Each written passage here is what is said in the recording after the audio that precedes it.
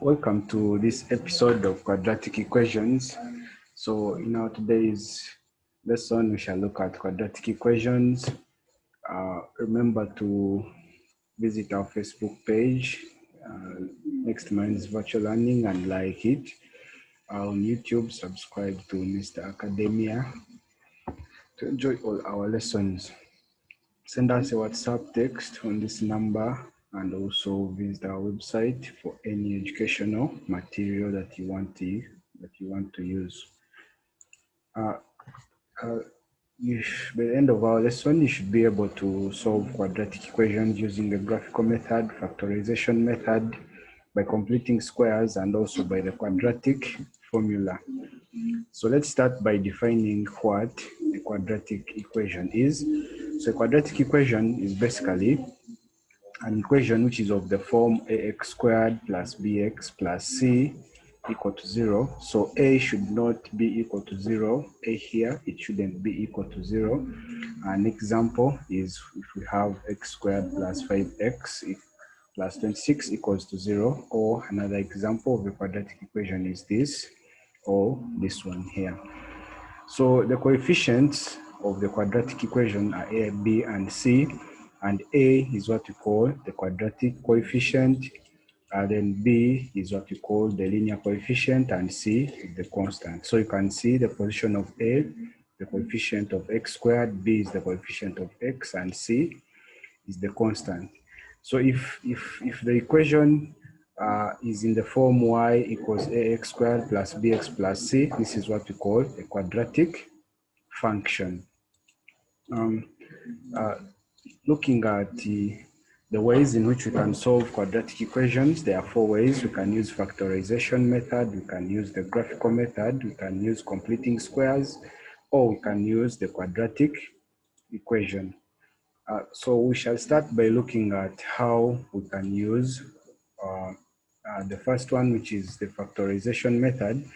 So the first step in using factorization method is that we rearrange the equation so that one side is 0, and then we fully factorize the other side, and we apply the principle that if AB equals to 0, then A equals to 0 and B equals to 0. So we go ahead and solve the part A equals to 0 and the part B equals to 0, and we get the answers for the equations. An example is here, and let's look at how we apply the quadratic formula to get the answers for each of these examples. So starting with the first example, which is x squared plus 17x plus 16 equals to 0. So whenever you have a question like this, so you start by determining the sum and what you call the product of the answers. So quadratic equations always have 2 answers. So there is what we call the sum and the product of the answers. So in this case, in this equation, if you are to determine the value of A, it is equal to 1. The value of B is equal to 17. And the value of C, which is the constant, it is equal to 16.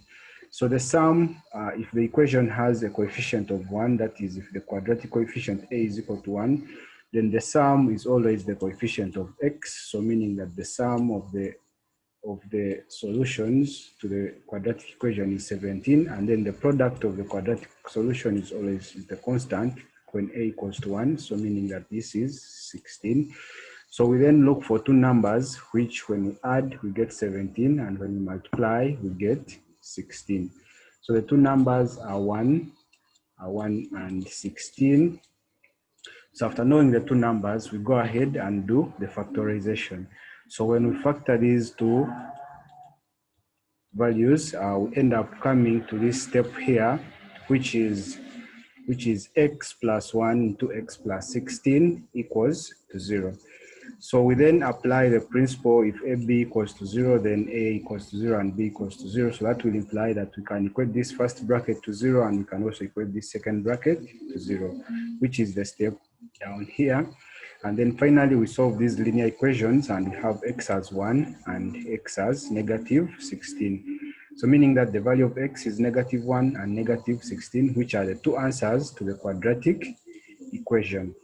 If we look at the second example, where we have x squared minus 4x minus 12 So still, if you are to look at this equation here, the sum of the roots is -4, and then the product of the roots is -12. So this implies that we look for two numbers. When you add them, you get -4. When you multiply them, you get -12. So the two numbers are +2 and -6. So you go ahead and factorize these two numbers, +2 and -6, and that is what gives us this step here. So finally, we equate each of the brackets to 0. So we shall have x plus 2 equals to 0. We get x as -2. Then if we equate this to 0, we get x as being equivalent to 6. So this means that the solutions to the quadratic equation are x equals -2 and x equals 6. And having that, we can now look at another formula, which is the graphical formula for solving the quadratic equations. So in the graphical method, we give approximate values for the solution, or the method gives approximate values to the solution. So we start by selecting the range of values for x for the given equation. Then after that, we draw a table and look at the corresponding values of y. We then plot the coordinates or ordered pairs on the graph, and the solutions to the equations are the points where the curve cuts the x-axis. So these points are important because they are the solutions to the quadratic equation. If we look at an example of how we use the graphical method, so in this example, we are required to solve this quadratic equation here. So the first step is we draw a graph. We are supposed to draw this graph here. So we select points between -1 and -4. Those are the points that we selected. So we now tabulate them in a table from -1 to 4. That is the range of values that we selected. So we now feed in our equation. This is x squared here, then -3x, then +2. And then we shall finally add them up. We shall substitute x values in these values, and then we sum these up to get the value of y. So when summing up, we shall get 1, we add it to 3, we add it to +2 and get 6. So when x is 0, x squared is 0, -3x is 0, and 2 remains as +2. So this one here, we can fill it throughout with +2. So when we add 0 plus 0 plus +2, we get 2, so y is 2. Then after doing the whole and completing the table, we extract the ordered pairs. Like for example, the first one, x is -1 and y is 6. So we extract the ordered pairs of coordinates. The next one is 0, 2. The next one is 1, 0. The next one is 1.5, -0.25. The next one is 2, 0. The next one is 3, 2, and the last ordered pair of coordinates is 4, 6. So these are the coordinates that we plot on a graph paper. So let us look at the graph that is plotted for these points. So if you look at the graph here, you realize that these are the coordinates. When we plot them, this is how the curve. So we plot the points. You can see the points we have plotted first. Then after, we draw a free flow curve. So you draw this curve with the free hands.